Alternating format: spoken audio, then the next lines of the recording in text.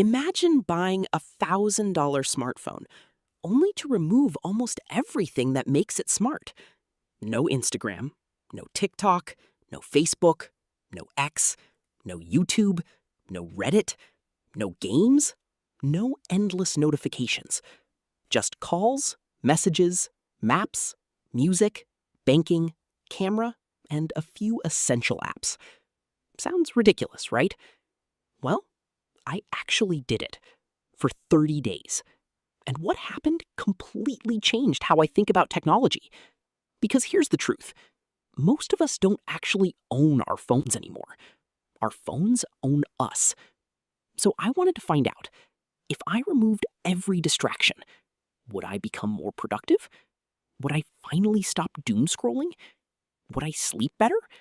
Or would I end up reinstalling every app after 3 miserable days? Let's find out. Chapter 1. The real problem. Before starting this experiment, I wanted to know something. How bad is smartphone addiction really? The numbers are honestly shocking. The average person checks their phone around 90 to 150 times every single day. Many people spend between 4 and 7 hours looking at their screens. That's almost an entire workday, every day. Now, imagine doing that for a year. You're looking at thousands of hours, time that could have been spent learning, building, reading, exercising, or simply living.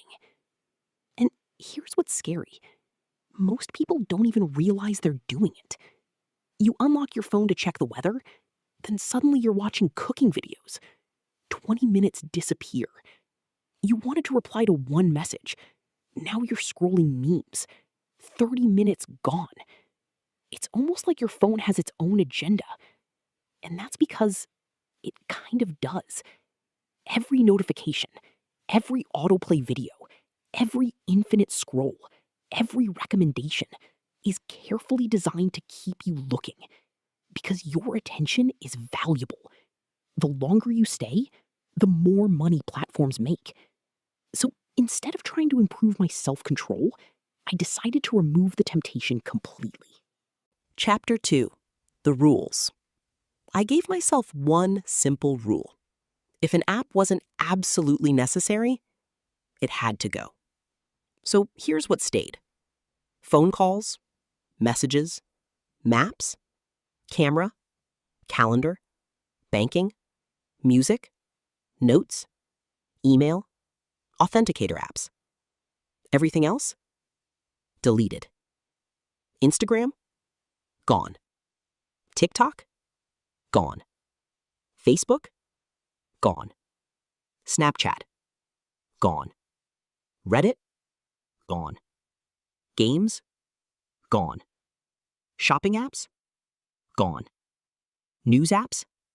Gone. Even YouTube? Deleted. I also turned off almost every notification.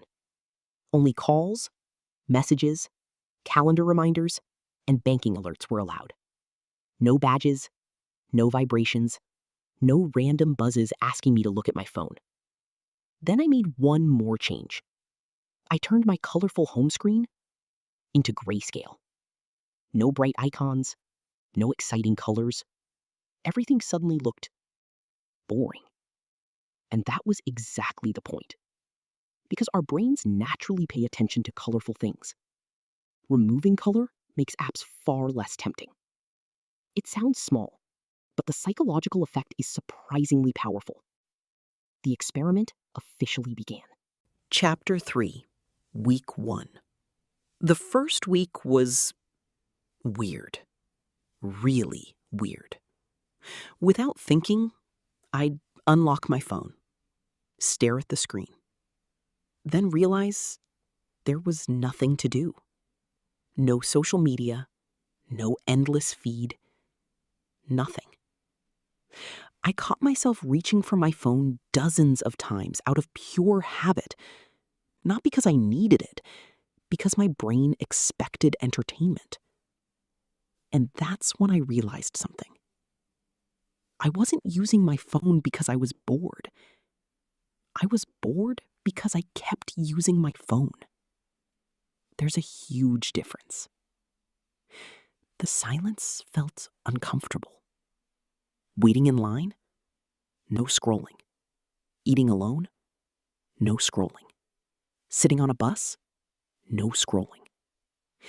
For the first few days, time actually felt slower, almost painfully slow. But then, something unexpected happened. I started noticing the world again. People, conversations, buildings, trees, music, even my own thoughts. Things I'd completely ignored while staring at a 6-inch screen. Chapter 4, Week 2. By the second week, the withdrawal started disappearing. Instead of checking my phone every few minutes, I'd forget where I left it. That had never happened before. My screen time dropped dramatically. But the biggest surprise wasn't productivity. It was focus. When I sat down to work, I actually worked. No checking notifications every 10 minutes. No quick Instagram break that somehow lasted half an hour. Tasks finished faster. Reading became easier. Even watching movies felt different. I wasn't constantly reaching for my phone during every quiet scene. One screen at a time. It sounds simple, but today, it's surprisingly rare. Chapter 5. The Unexpected Benefits. The benefits weren't just about productivity. Sleep improved. Without endless scrolling before bed, falling asleep became much easier. I woke up feeling less tired. Conversations became better. Instead of half listening while checking notifications, I was actually present. My anxiety also changed. Not disappeared, but definitely reduced. Because I wasn't constantly consuming breaking news, arguments, clickbait, or comparing my life to carefully edited highlights from strangers online.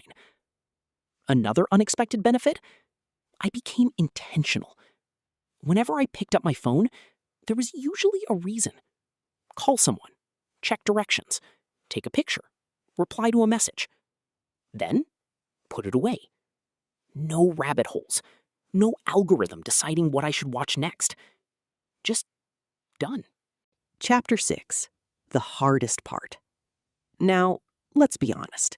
This experiment wasn't perfect. There were moments I genuinely missed having everything available. Friends would send funny Instagram reels. I couldn't watch them. Someone mentioned a trending TikTok. No idea what they were talking about. Sometimes I wanted to quickly browse YouTube. Couldn't. There were moments of FOMO, fear of missing out. But here's the interesting thing. After a while, I realized I wasn't actually missing much. The internet moves incredibly fast. Most viral trends disappear within days. Breaking news gets replaced tomorrow. Memes come and go. But the hours you spend scrolling, those never come back. Chapter 7. What I learned. This experiment taught me something I didn't expect. The goal isn't to hate smartphones. Smartphones are amazing.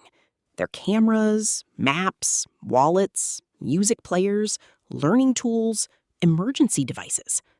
The problem isn't the phone, it's the constant distraction. Technology should serve us, not control us. Making my smartphone less smart actually made my life feel more intentional. I stopped asking, what should I scroll? And started asking, what do I actually want to do? That single mindset shift changed everything. Because boredom isn't always bad. Sometimes boredom is where creativity begins. It's where ideas happen. It's where books get written, businesses get started, problems get solved. When every empty moment is filled with scrolling, we lose that space. Conclusion. So, would I recommend turning your smartphone into a dumb phone? Absolutely, but maybe not forever. You don't have to delete every app. You don't need to throw away your iPhone or Android. Just start small. Turn off unnecessary notifications. Remove the apps you never meant to spend hours using. Move social media off your home screen. Try grayscale for a week, or take a weekend without scrolling. You might be surprised by how much time you get back, because at the end of the day, your phone should be a tool, not your default destination every time you're bored. 30 days later, I reinstalled a few apps, but one thing never came back: the habit of checking my phone every few minutes. And honestly, that might have been the smartest upgrade I ever made. If you've ever caught yourself unlocking your phone only to forget why, you're definitely not alone. If this video made you think differently about your relationship with technology, hit the like button and subscribe for more videos on tech, productivity, and digital habits that can genuinely improve your life. Now, I have one question for you. Could you survive 30 days with a dumb phone? Or what's the first app you'd delete? Let me know in the comments. I read every one. Do check the links in the description.